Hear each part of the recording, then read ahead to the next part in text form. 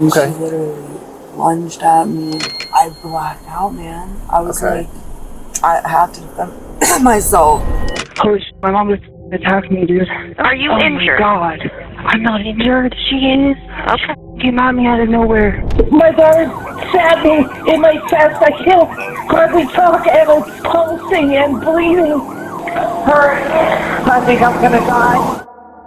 Following these two separate 911 calls, police rushed to the scene to find a mother abandoned with multiple stab wounds and her daughter nowhere to be seen. As detectives try to determine who's telling the truth, they encounter a series of calculated lies, deliberate attempts to manipulate detectives, and a past family tragedy that ultimately led to this violent night.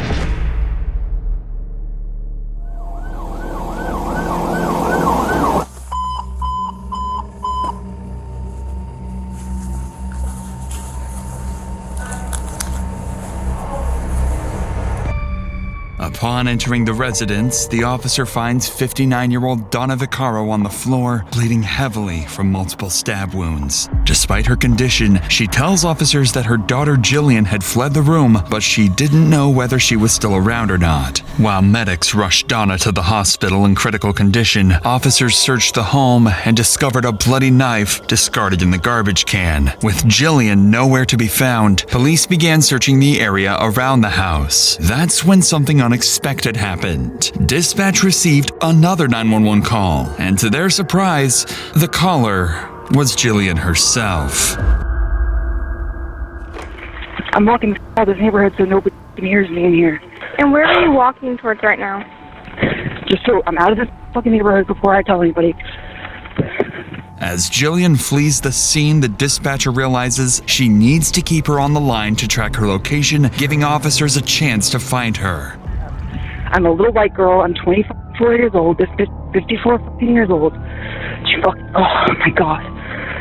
I'm getting out of this neighborhood so I don't disturb the fucking neighbors because she's been fucking at this all night, man. She's been trying me. Not like that though. Oh my God. I was so scared for my life. She's a big bitch. Never done that, man. I never thought I had to. I thought people, I'm strong. I thought people would see that. You're okay. I've never done this. I've never done anything like this. I never had to. Do you see law enforcement? I'm absolutely horrible. I know you know your mom. My fucking mother came at me. Alright, well, come here for a second.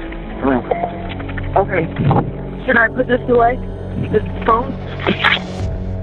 After detaining Jillian, officers began noticing unsettling signs in her behavior. She'd seemed almost unaffected by what she'd done just minutes earlier. While her behavior appeared unusual now, it would all become clear once detectives would uncover a tragic event from her past, one that ultimately led her to this moment.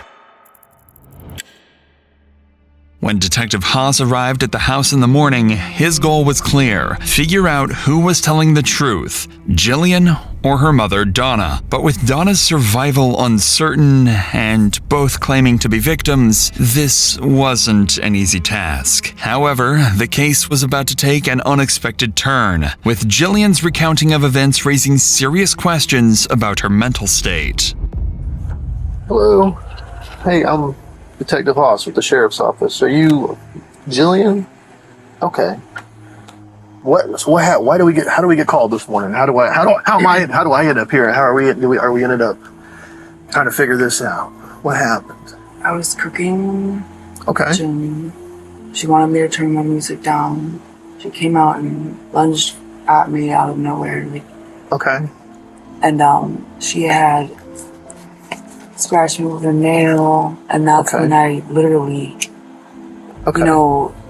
fight or flight kicked in, and I was like, I'm not about to run and have.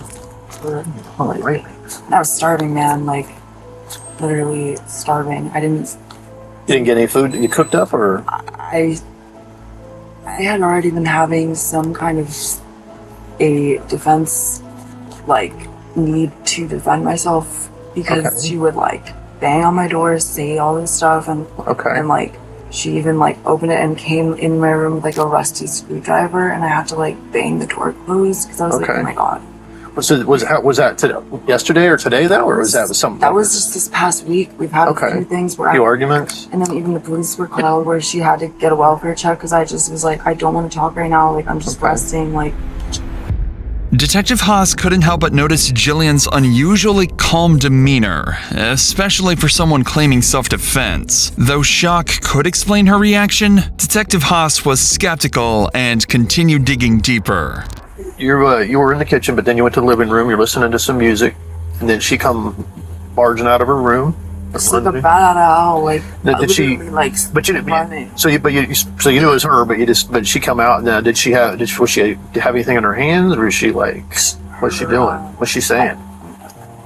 I'm trying to figure out which hand it was without my hands. Mm-hmm. It was her left hand, then came and strike my right hand with her nail, and that's when based on her demeanor and her violent, it was almost like energy. Where she was about to make me turn down that music. I blacked out, man. I was like, I have to defend myself. Okay. I think at some point there was something about you might have had a knife or something. Did you have to defend yourself with that?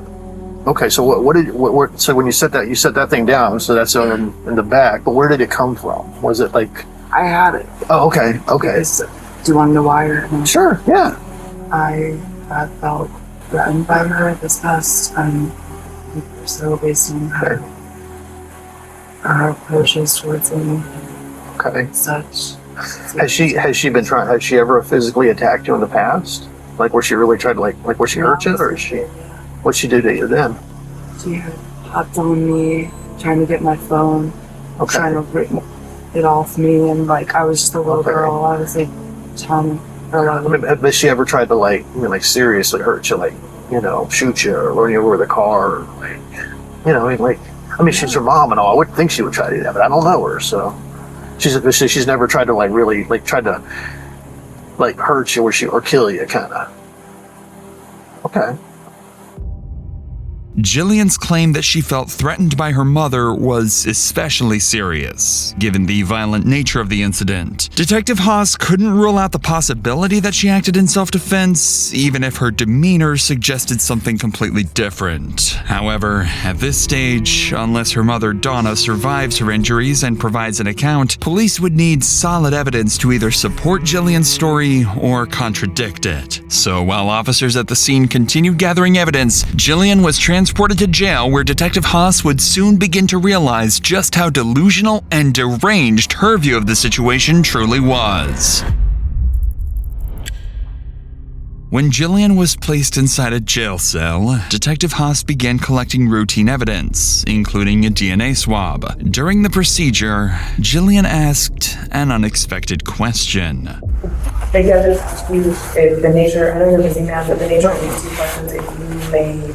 If I can answer my way. Okay, so absolutely. The two things I'm curious about are the status of the victim.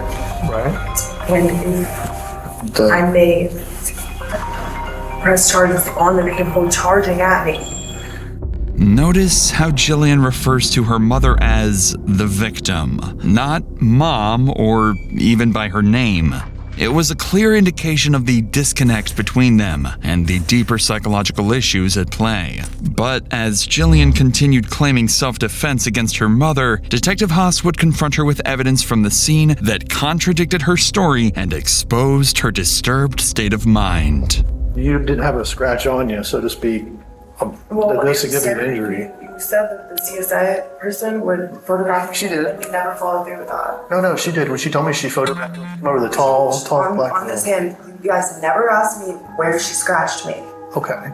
And by now, it could have been the marks from the handcuffs when she ran her hands so hard. You have no significant injury. You haven't been stabbed. You haven't been beat black and blue or anything like that. Your mom, however, almost died. Yes, and she came at me at full speed, full force. Okay. The problem is also the evidence doesn't support that in the living room. The blood spatter. I've been doing this almost 18 years. And she came and talked to me. Right. I know, but the evidence, what I'm saying is your statement doesn't match the evidence I see at the scene. And why I went with the evidence I see, because that's literally like evidence, scientific evidence, blood spatter, plus the general state of it, it just didn't fit what you had told me. That's what I'm saying. That's what I'm saying. Plus, she had told people that you had stabbed her when they first got there. So you have a woman almost killed by being stabbed to death with somebody that has almost not a mark on them, and who, you know, well, you can imagine. You didn't hear that. I listened to part of the 911 calls, but once again, what people say and evidence that I see,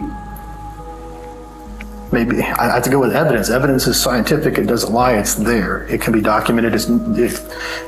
Whereas somebody can tell me something that may or may not be true. But literally this moment, look at me. Right. I'm tiny. Right. I've been malnourished my life for a long time, since I was like 10, 11. I've died a few times. Okay. My growth was stunted. I started to go into detail. Right. You're a large man. You don't understand. This woman is 57 or something. Right. 50 something years old. She's large. Okay. And she's strong, but she has arthritis. Imagine her hopping out of her bed, her just bopping around in the kitchen, and then a large woman comes at you like a shark in water, and then the scratch was the end. Okay. And then I went, ah! Okay. And then I run out the back door, I put that shit on there, and I called the fucking EMT. Right. I'm like, oh. But you didn't just stab her just once. It's like 7 times. I mean, trust me, it was an extremely traumatic event. Despite Jillian's serious allegations, the physical evidence simply didn't align with her version of events. Blood spatter analysis clearly indicated Donna had lunged at Jillian, and she didn't have any visible injuries. But the most critical evidence was the sheer brutality of the assault itself. Donna had been stabbed 7 times, suffering multiple, deep, life-threatening wounds, far beyond what is typically seen in genuine self-defense cases. Eventually, Donna regained consciousness in the hospital. When detectives spoke with her, the account she provided was strongly corroborated by evidence from the crime scene. Donna also revealed crucial details about Jillian's emotional state leading up to the attack. She explained how the death of Jillian's father had completely devastated her, pushing Jillian into severe isolation, depression, and emotional distress. Despite Donna's efforts to support her daughter, their relationship rapidly deteriorated, ultimately spiraling towards this tragic breaking point. Although Jillian's exact motive remained unclear, and the allegations against her mother were never supported by evidence, the tragic events clearly point towards severe mental and emotional deterioration. Jillian Vaccaro was ultimately found guilty of attempted murder. While her sentence is still pending, she is likely to receive a sentence of up to 30 years behind bars.